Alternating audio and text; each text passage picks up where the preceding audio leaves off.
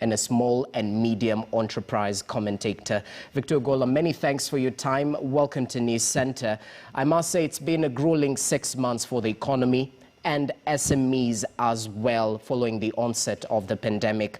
Now, working from home has been implemented, but unfortunately, some, if not all SMEs cannot apply to this in order to survive. Some actually apply the hand-to-mouth model. I'm curious, how have SMEs been faring on for the last 6 months? Thank you very much. I think, we cannot overemphasize the importance of SMEs to the Kenyan economy. We know that if you look at, the latest economic survey by Kenya National Bureau of Statistics, SMEs created over 83% of new jobs in the economy. And coming to, of course, SMEs continue to face a myriad of challenges that, makes them to have, a high mortality rate of over 75%. Coming towards COVID, the CBK governor had indicated that, technically or theoretically, by August, over 90% of SMEs should have closed shop.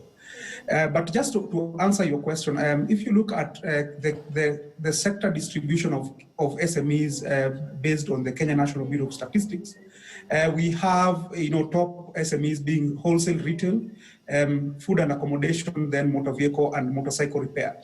So, of course, because of COVID, because of challenges on supply chain and the ban on Mituma, for example, meant that SMEs who majorly play in wholesale retail have really struggled. Of course, together with SMEs who are in food and accommodation because of restriction of movement. So those two key sectors within SMEs, of course, have continued to struggle. 50% for those who are doing motor vehicle, motorcycle repair. Turnover is not as good, but it's not as bad as the other two sectors. Okay, now I mean every cloud has a silver lining. The government did indeed try to cushion small and medium-sized enterprises in terms of reduction of turnover tax from what it was the previous 3% to 1%. Has this raft of measures, among others, actually helped cushion SMEs during this pandemic period?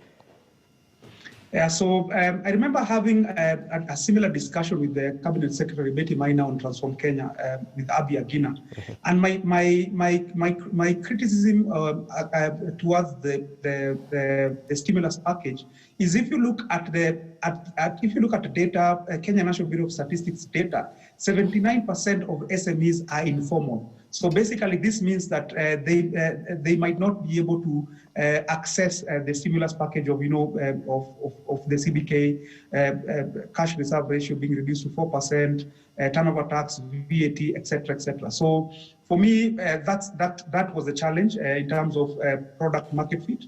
And we are yet to see a report card on exactly how the stimulus package has fared on in regards to SMEs. Okay, now it's really proper that you've talked about, disruption of supply chain.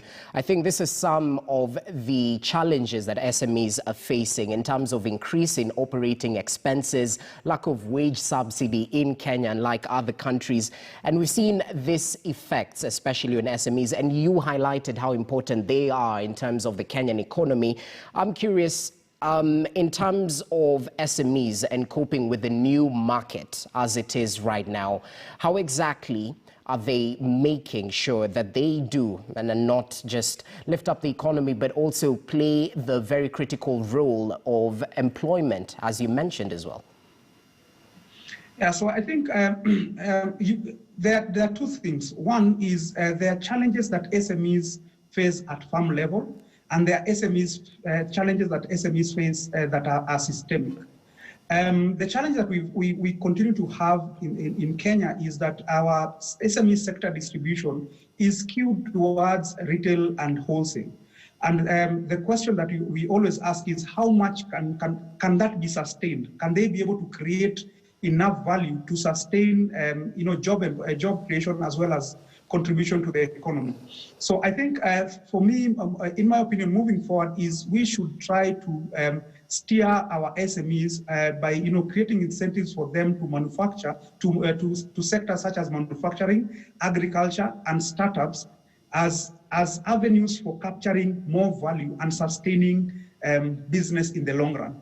Because remember, I think last year we had complaints by SMEs who are in Nyamakima, who are selling electronics, who are complaining that, you know, there has been an influx of Chinese nationals who are doing the same trade and, you know, basically replacing them in the market. And I think if you look at the current sector distribution of wholesale retail, that is bound to happen. It's not, we cannot be able to sustain, you know, being a wholesale and retail economy. We need to start to diversify into sectors that can be able to create, to capture and you know, have more sustained value in the long run. Okay, speaking of value, liquidity support is very critical in terms of expanding SMEs and also the day-to-day running of them, not just from banking institutions, but other lending institutions as well. You mentioned most SMEs are informal, and I'm sure it must have been a challenge to access liquidity support. How is it right now as we speak during the pandemic?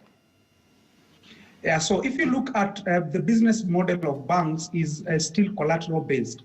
We are yet to see the impact, for example, of STAWI, which was proposed to be a game changer in terms of giving access to SMEs.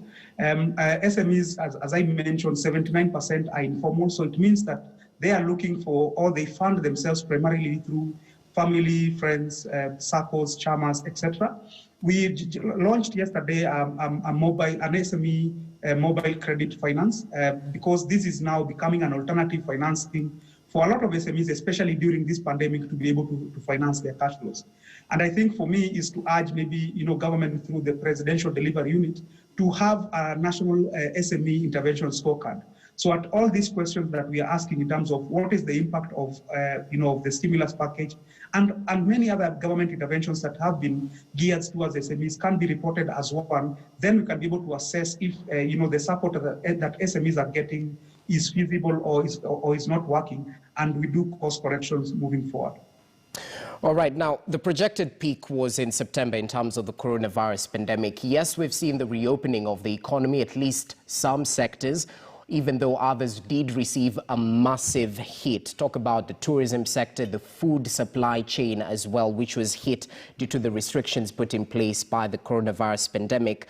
In terms of the pandemic, it is endemic in nature. Support did fall through early on during the pandemic season. But going forward, what exactly do you think needs to be done in order to cushion, even though the economy was reopened? I'm sure the effects of the pandemic are still digging down into SMEs. What would be best done to cushion? Yeah, so I think my position, or our position, has been that given that 79% of SMEs are informal, we need to figure a way of we need to find a way of mapping SMEs where they are, so that if they're not being banked, who are they engaging with? Can we be able to get their circles? Can we be able to map their chamas and all these people or all these institutions that interact with SMEs and figure a way of giving them a cash? And I think Dr. David D had also indicated something in those lines, is can we be able to give them either a cash or a grant of sorts to be able to cushion them now so that they stop, we backstop them now, and moving forward, try to figure a way, to support them to move into sectors that can be able to capture more value in the long run.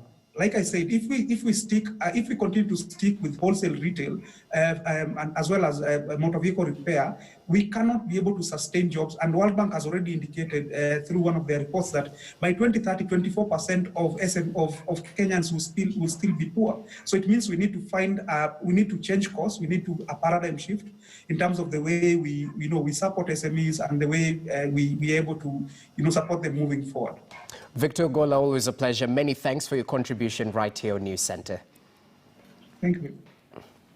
All right, let's take a look at other affairs still related to the state of the economy. This time round on the airs, the national carrier Kenya Airways is in deeper financial hole after the airline marked a 14 billion shilling loss